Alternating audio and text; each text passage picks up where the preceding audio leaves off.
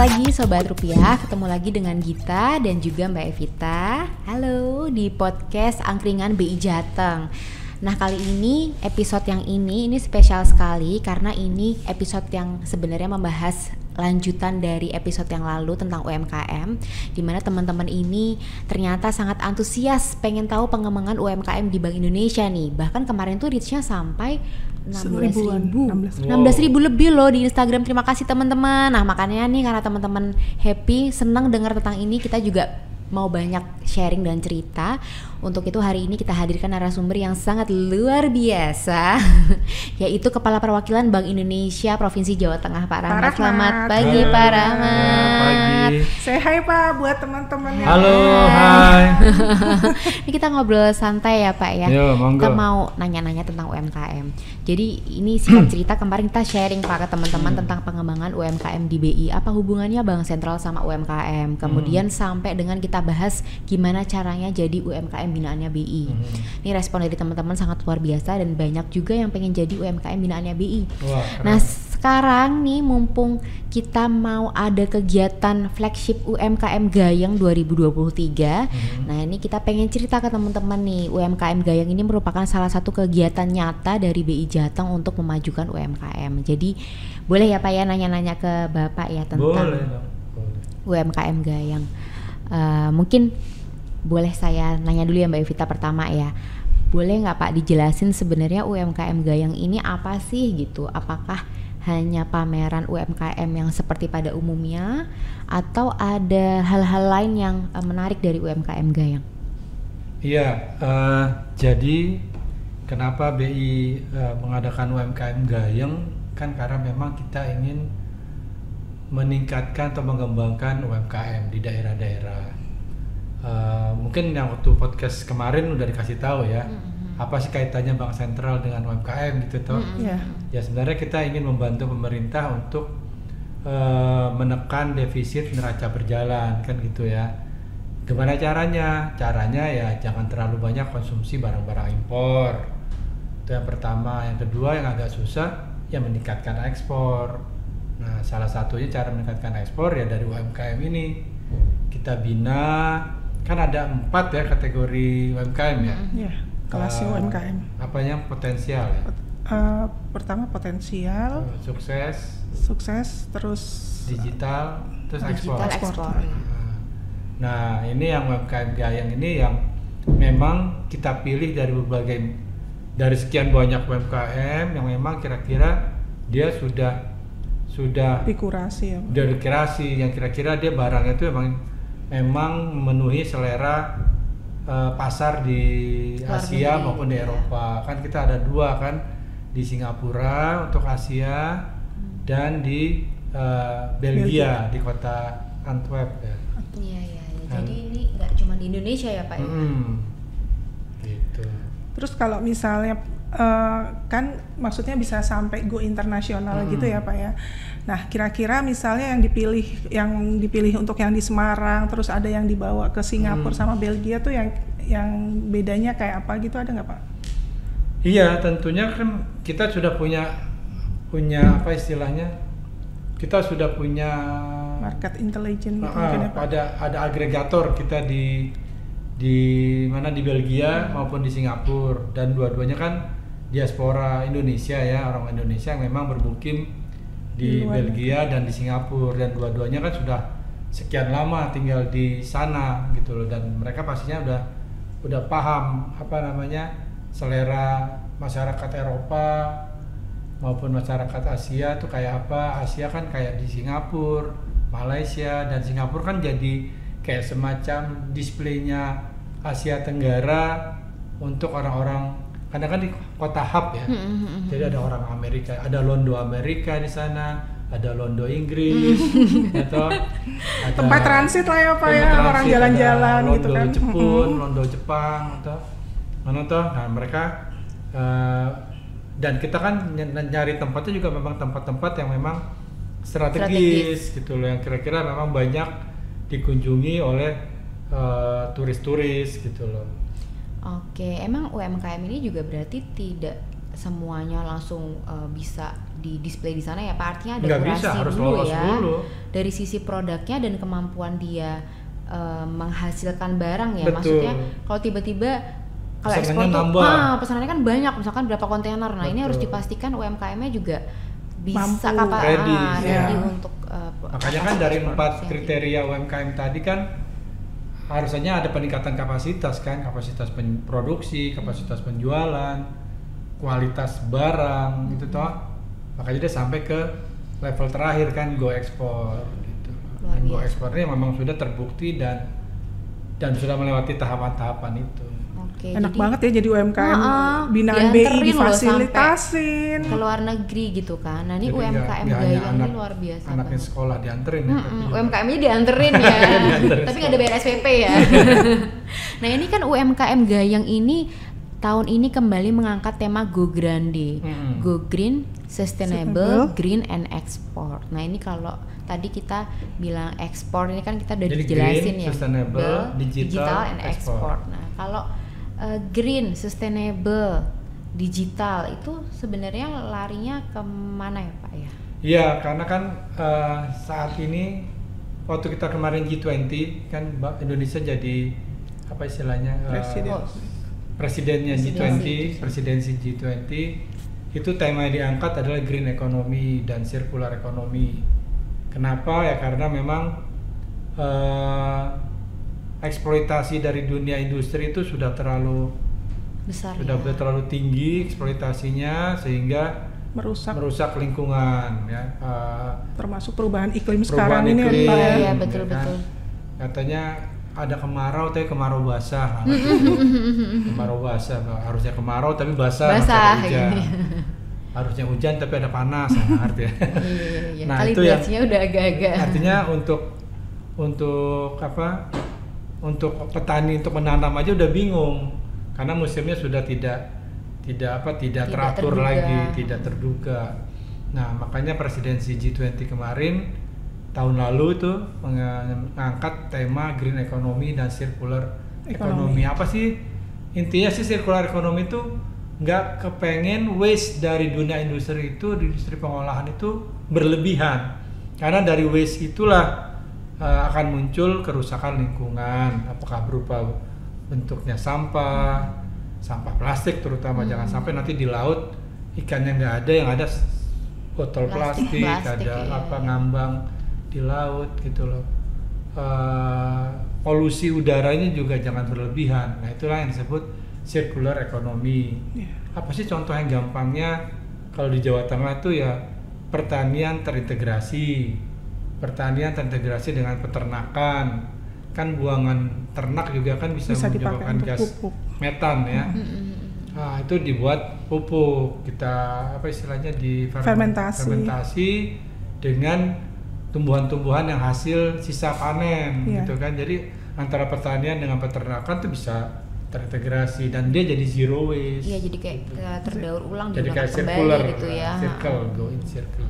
Kebetulan G20 sama keketuaan ASEAN ini nyambung ya Pak Nyambung. ya. Dua-duanya kayaknya ngangkat green economy ya Pak. Iya, sepertinya begitu. Dan UMKM-nya yang di Jateng kita angkat supaya dia juga sesuai dengan tema kita itu yang green economy dan circular economy. Ekonomi hijau itu ya Jadi Pak. UMKM-nya pun yang juga kemasannya bisa kemasan mudah daur ulang.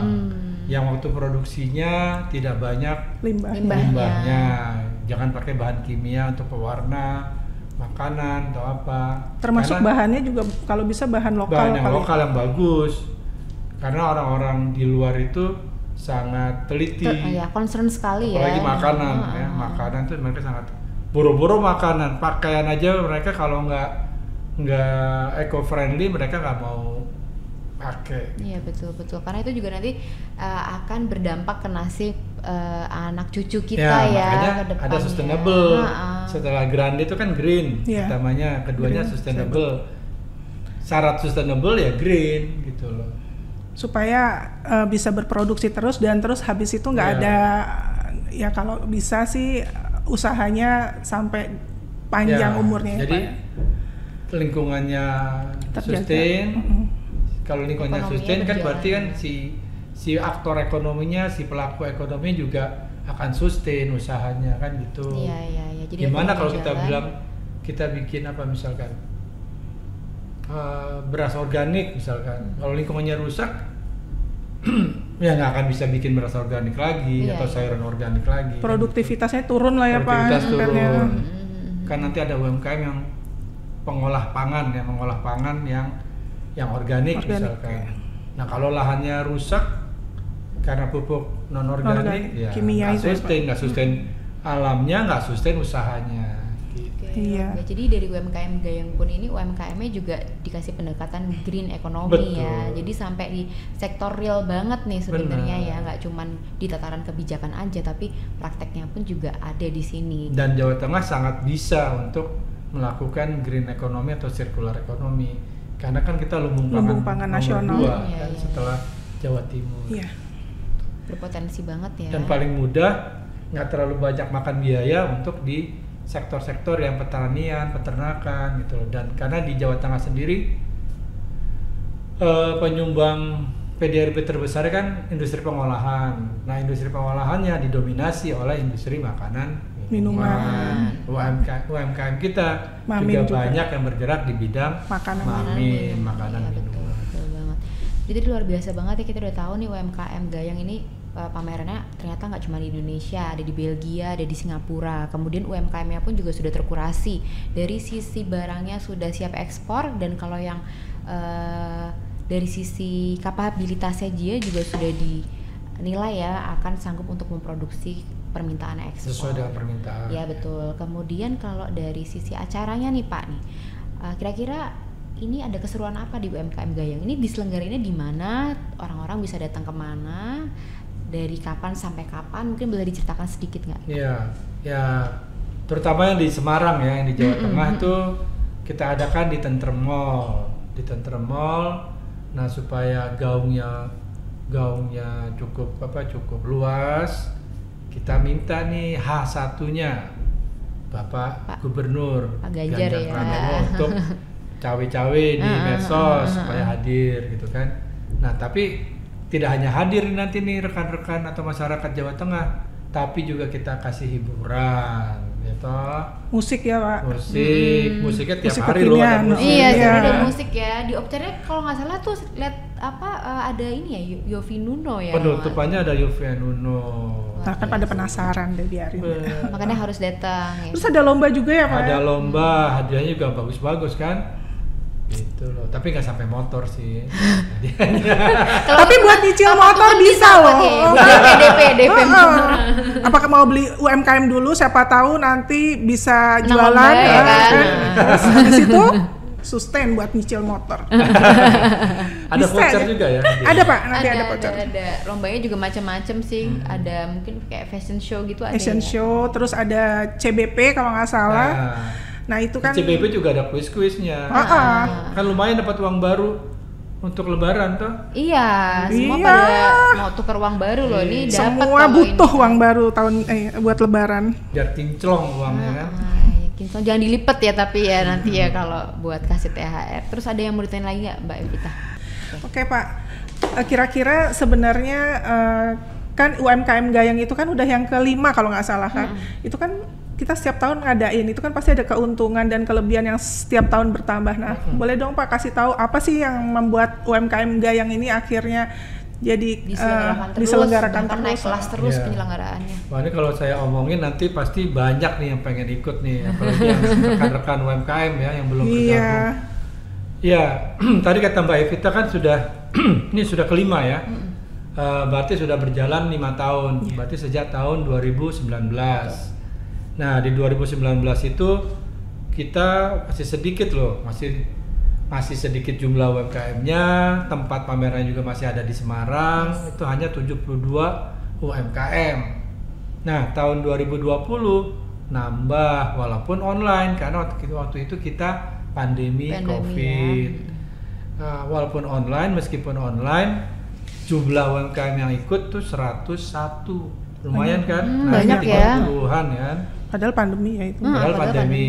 Dan itu ternyata memang ada hasil statistik kita ya BPS atau apa ya. yang ternyata perdagangan online itu malah di pandemi meningkat dan UMKM kita malah bahkan ada yang penjualannya meningkat lebih loh. baik ya. Dan Keren ya. dan masuk ekspor gitu loh. 2021-nya dari 20 dia masuk, 2021 dia udah meningkat penjualannya terutama yang online. Kasih tahu nggak ya?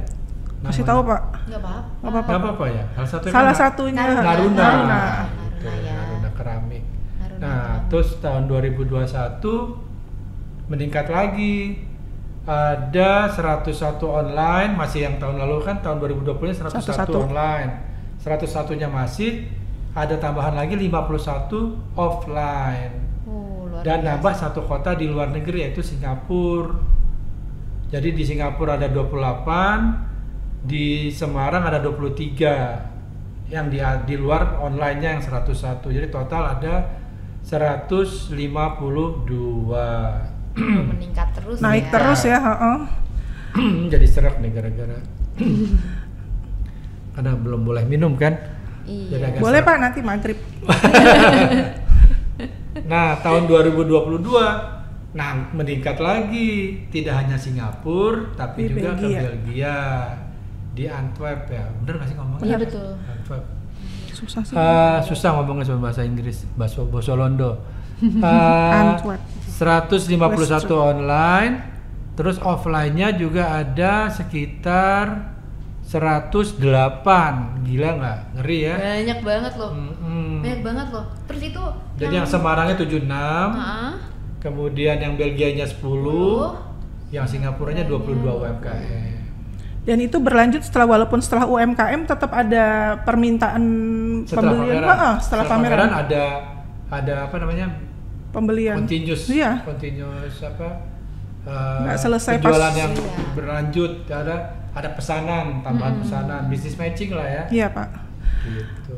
Berarti nah, tahun memang- sekarang itu ada 151 online ditambah yang offline-nya 130. Banyak Oh. banget. 80-nya Semarang, 23-nya Belgia, 27-nya Singapura. Apalagi tadi yang Belgia sekarang udah pop up store kan, Iya. udah lebih besar space-nya, jadi Betul. UMKM-nya pun lebih banyak yang bisa di-display Iya. di sana Kalau ya. yang tahun lalu kan yang di Belgia dia nebeng pameran lain ya. Kalau nggak salah pameran furniture ya. Iya Pak. Tuh. Nah kita ikutkan di situ waktu itu oleh agregator sana Mbak Maya ya, Mbak Mei ya namanya di Belgia. Saya kurang apa? Terus tadi Pak, ini kan spiritnya juga digital gitu ya Pak ya, dan ini padahal udah mendunia juga. Nah itu untuk mempermudah orang-orang di luar sana melihat produk-produknya, ada semacam katalog gitu nggak sih? Atau Ada e-katalog, kita juga bekerja sama dengan Blibli. platform e-commerce ya, disebutin nggak apa-apa kan ya? Nggak apa-apa Pak. Ini Boleh. malah Nggak iklan kan ya? Blibli dan Shopee, pipi. nanti Bapak Iya. endorse boleh Pak.